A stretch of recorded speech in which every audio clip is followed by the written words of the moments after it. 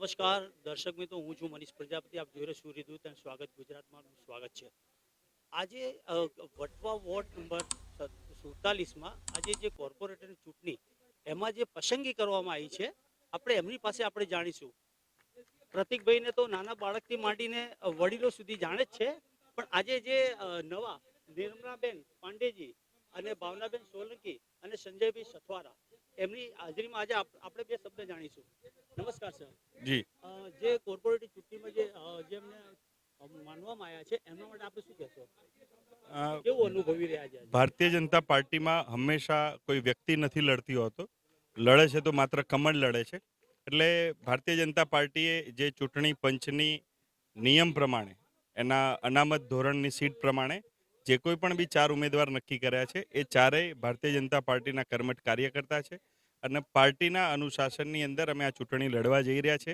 સાથે સાથે અમે એક સંકલ્પ સાથે ચૂંટણી લડી રહ્યા છે કે આવનારા 5 વર્ષની અંદર પ્રજાના કોઈ પણ પ્રશ્નો હશે તો એને અમે કોઈ પણ લેવલે વાચા આપીશું.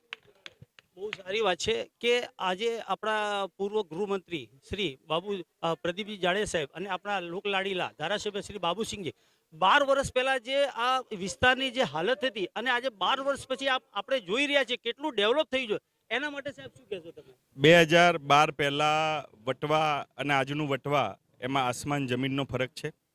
2012થી અત્યારે 2026 સુધી કોર્પોરેશન, ધારાસભ્ય, સાંસદ અને રાજ્યના બજેટનું હું વાત કરું તો અંદાજિત 1216 કરોડ રૂપિયાનું બજેટ, 1216 કરોડ રૂપિયા જેટલા બજેટનું કામ વટવા વિસ્તારની અંદર થયું છે.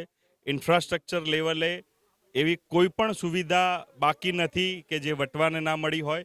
તમામ જે 2 વસ્તુ બાકી હતી, સ્પોર્ટ્સ કોમ્પ્લેક્સ અને સ્વિમિંગ પુલ, એ પણ ગયા બજેટની અંદર લેવાઈ ગયેલું છે અને આવનારા 1-1.5 વર્ષની અંદર એ સુવિધા પણ પ્રજા વચ્ચે લોકાર્પણ કરવામાં આવશે.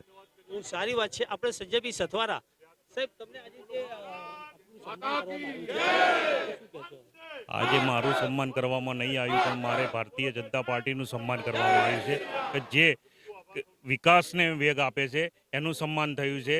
જે વિકાસ અમારો મંત્ર છે ભારતીય જનતા પાર્ટીનો, એનું સન્માન થયું છે.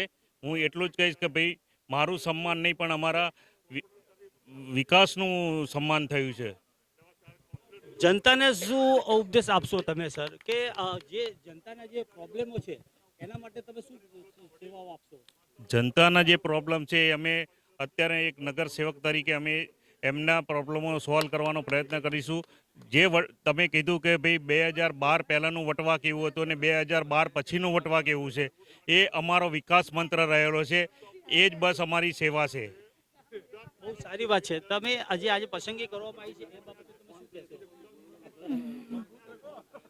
ભારતીય જનતા પાર્ટીનો ખૂબ ખૂબ આભાર અને પ્રદીપસિંહ જાડેજા, બાબુસિંહ જાદવનો ખૂબ ખૂબ આભાર.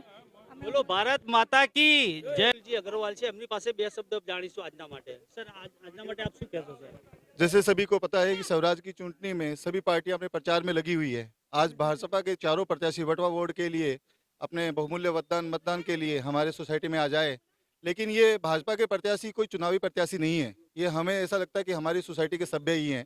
जब भी कभी सोसाइटी को जरूरत पड़ी, रात को आधी रात को जब इनको फ़ोन किया तो हमारे बीच में ही रहे.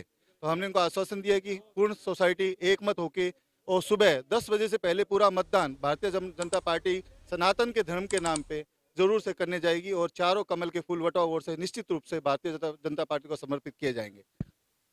Zero report Swagat Gujarat News. Powered by Om Infotech Solution, powering your business growth through technology.